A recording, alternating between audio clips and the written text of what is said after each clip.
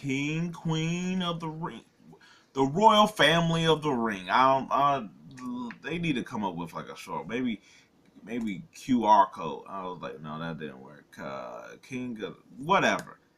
We got that coming up in Saudi. You know, man, they need to go. They're gonna have to figure out how to shorten that up because that sounds like a long guy. Just like saying like but I guess I say pay per view instead of PLE. Anyway, getting on topic, we're here to do some predictions, and except for the tournament part where it's going to be a prediction within a prediction. I think the matches here are also once again this time around predictable outside of the tournament ones, and even then, I was like, but just like the same one that with that backlash, that doesn't mean we won't get good matches or it's like story beats in the matches or something like that. So while some of the storyline has been a little to some of these lead ups and the matches also seem predictable, I was like, I feel like we could look forward to some good matches, which is like, hey, that can really change the outlook on a lot of this or whatever. But I was like, let's go ahead and get just the ones out the way of. Let's go ahead and get Cody and Logan Paul out the way. We know that Cody's going to win. Just the mere fact that they was having it title for title and then they took that away signifies even more so. Like, look, Logan Paul wasn't going to win whether it was title for title or what it is now. But at least with title versus title, it was interesting. It was something there that was worth note of watching. Like, they're really going to put two titles on Cody and also it being like the lesser of it. This is how Logan Paul loses. That kind of thing. Which also shout out to Logan Paul because I was like, ain't this his like third? I know he had the match against Roman and this one, so maybe he had two. Where he's actually like in the main event of competing for the main title, not like a number one contendership type of thing, but actually being in there. Yeah, no, Cody's gonna get this one. The story to this was really just rushed and fast, which I mean, on one hand, it's kind of like that's how it sort of been since WrestleMania, but also we've had two pay-per-views and it seems like a month and a half. It probably been longer than that. I was like, Backlash was like what 3 weeks ago, so after 3 weeks after WrestleMania, so we're getting these like quite fast, where we're not getting any type of builds for them. But I'll say I was like it's been all right. There hadn't been nothing really significant from either one of them that makes this any more than Logan Paul versus Cody Rhodes. But Cody will get this one. I wish it was title for title, because like I said, that would at least been cool. He had both titles to basically have matches on and see how that goes, but not gonna happen. We'll see how this sort of keeps on going. Okay, I'll go with Chad Gable versus Sami Zayn versus Bronson Reed. Now, I think that Sami Zayn is going to win. Just because I feel like if Chad is going to beat Sami, they're going to do it straight up. They're not going to have it be in this little three-way. I wouldn't mind Bronson Reed winning the title just because it's like he's the only one that's really not doing a feud compared to those two.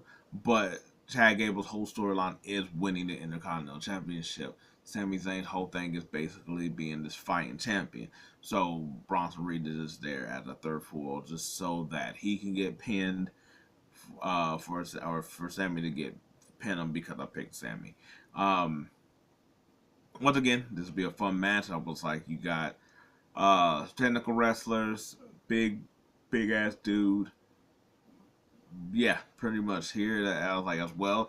I will say that I guess the build of this has been I think it's been all right. We already had the Chad and Sammy stuff anyway, where they've had like their matches and the training for Gunther. But I think Bronson Reed's little wrangle into it is pretty good. Just the fact that he just like, I'm just here for the title. I don't care about y'all other stuff. And that had been bad. They've been doing a lot of their stuff through matches and backstage stuff. But yeah, I think Sami retains here. Like I said, I think he'll eventually lose it to Gable, but I don't see this here. I think it's going to be once the Alpha Academy like really turns on him or something like. Man, that still might be difficult. Cause I was like, if they separate, you won't give them a chance. You're gonna have a win. Anyway, then we have Liv Morgan and Becky Lynch, and this is probably the only one that isn't as predictable. Cause I could see a reason for both of them. Unlike the other ones, I was like, Liv Morgan and doing her revenge tour. Her whole thing is winning the title. She pretty much got the title pretty much after the backup losing to Becky in the Battle Royal match. And I think their feud has been a little meh, of like the way they led into it. But so I like Liv. I think that I like her moveset a lot more. I think she came a lot of ways. I was like, her promos are still like to me. But I was like, but she's not somebody I'm like a stan of, but also I'm like, some of y'all don't give her credit as much that because of the stands at the same time. But in saying that, Becky's sort of holding it down till Rhea. I feel like until Rhea comes back. I feel like Liv beating Becky just like that when like like off the bat, I think that'd just be so quick and easy. But I also get if they want to start the whole Liv Morgan thing early, but and basically give her the mat. I mean, basically give her the title and have her wait until Rhea gets here. Um, but then again, I was like, there's so much that she's doing behind the scenes with Judgment Day that I wonder if a title will sort of mess it up. But then again, it can enhance it because now she has the title and she can easily walk into Judgment Day and be like, "Oh, look, I got the title that your mama used to have," and stuff like that, or whatever she say. Um, I was like, but I do also think that her losing fuels uh her revenge tour still. Like, it's almost like the Drew thing. Like him losing actually just keeps on with his stuff. But it doesn't mean that they shouldn't win at some point. Kind of at some point it's just gonna be it's just gonna be words into the ethos. Um I think I think Becky wins. And I think that I don't know what the next pay-per-view is. Cause I was like, if it was like Money in the Bank, I might see like Liv being in that. But I was like, I doubt she'd win it again. But I could see her winning it on the second try or something like that.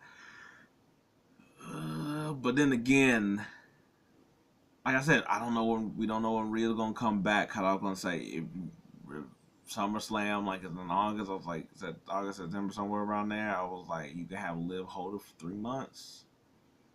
3 months is like not too shabby. But I think Becky gets a win. I'm gonna think they're gonna play it safe and give Becky the win and have Liv just go like on torment or whatever and still keep messing with Judgment Day.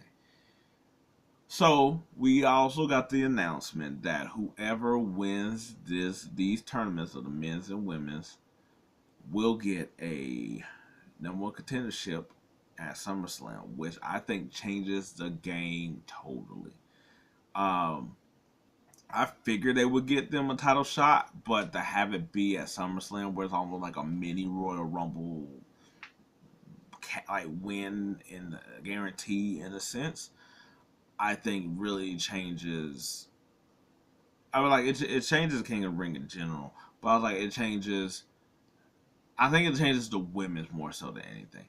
But so I'm gonna go ahead and go with the men's. It's going to be Gunther. I was like, this is before Randy Orton and Tonga fight, but I think Randy Orton will get the win through DQ. I think that's pretty much how it's going to be. That saves Tonga from taking a loss, especially this early on. I was like, it keeps Randy strong, all those type of things. So I think he's going to win because of that. I think he's still gonna have the bum leg, or the bloodline is gonna beat the hell out of him, and and then he gotta basically wrestle the next day. So guess what? He's nowhere close to 100%. What does Gunther like to do? Beat your ass and also take your weakness and amplify it, and that's what he pretty much is going to do. So Gunther is going to get that, which is going to be intriguing as hell because we don't know who will be the champion then. Because we know that we're going to get a Damian Priest and a Drew McIntyre between that time, which is it's going to be crazy because if it's Damian Priest, Gunther's winning, and he's going to be your new World Heavyweight Champion. If it's Drew McIntyre, I don't know because they want to do the Punk thing. Now Punk and Drew doesn't need the title, but they also kind of need the title because that's what Drew's been salivating on, and that could be CM Punk looking at that as his ticket to be the main event in WrestleMania. So it could be intriguing in general. I don't think they will ruin it with a triple threat or something like that with Gunther. So it'll be intriguing if it is Drew, especially because Drew hasn't been able to beat Gunther just as much as Sheamus has. So, but for right now, that's future looking. It's Gunther for the men's. Women's, I think, is a lot tougher. So we already got Lyra Valkyria going on Raw side. Women, I was like the SmackDown is Nia Jax, Bianca Belair. Now, Jade Cargill got herself disqualified going against Nia Jackson. That sort of like ending. And I said before all this that I was like Bianca was the one I was picking. I said Bianca or I thought Io. That's who I thought was gonna go. Io got eliminated, so it's Bianca. And I'm like, okay, cool, Bianca. But since it's Valkyria on the other end, I could see them having it be Nia Jax getting the win. Bianca been doing her thing with the knee, but I could see her being triumphant versus Nia Jax through that, and also getting revenge, I guess, for Cargill or some sense. But do you want to put Valkyria versus Bianca Belair, where it's like one that I was like, if she does beat Bianca, that is a huge win for a young roster member. But considering you are building up Valkyria as your babyface, Bianca is over as your babyface. You don't want her to get, I guess, washed out in a certain type of way of that matchup. So I think Nia Jax is going to beat Bianca Belair. But then that makes it a lot more difficult. Are they going to put the crown on Valkyria? Don't get me wrong. I think I would do Nia Jax because I think she needs to win something for what she's been doing since she came back, and her winning Queen of the Ring is a lot more obnoxious, especially when you're going to have Gunther already win it. I can see that maybe you want the babyface to win it. I can see them giving it to Bianca because she is sort of the face of everything. But I can see Valkyrie doing it because it's immediately pushing her up the ranks. If she's already good and up there really quickly, but this will solidify her very early, and she will also have a title shot that early at SummerSlam.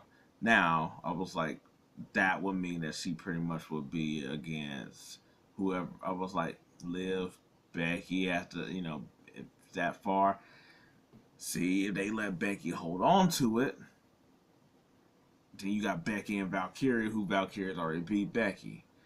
But Liv has it. You got Valkyria and Liv, and that's already going to be a storyline in that same sense. Now, Bianca on SmackDown, Bayley got the title. Nia Jax versus Bayley, that's always could be good. Bianca versus Bayley, there's already a built-in storyline where it's like, yeah, she's cool a little bit more because of everybody else with Bailey a little bit more, but that doesn't mean that that's still not there. You can still have something off of it. But in the end, I think Nia Jax moves on to face Lyra. And see, this is why I don't want to do this one last. Cause this one, to me, can go way more routes. Cause even though I have her being Bianca, I'm still like, yeah, but Bianca, winning and be against Valkyria. I think Nia Jax wins it all. I think they're going to reward her for this whole year and have Valkyria just come up a little bit short.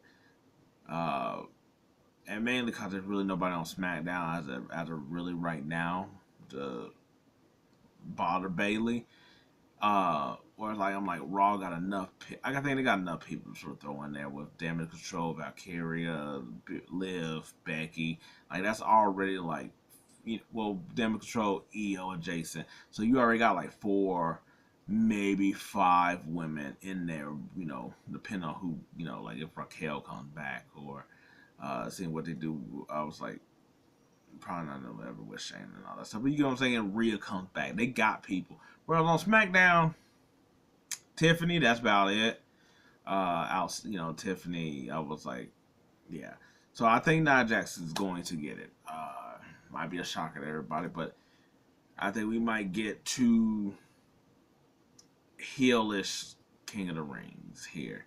But it would not surprise. But it wouldn't surprise me whatever direction they go with the women's. It really wouldn't, cause I could see them doing Valkyria and supplanting her at the new of the generation after Bianca, EO, and Rhea, to be honest.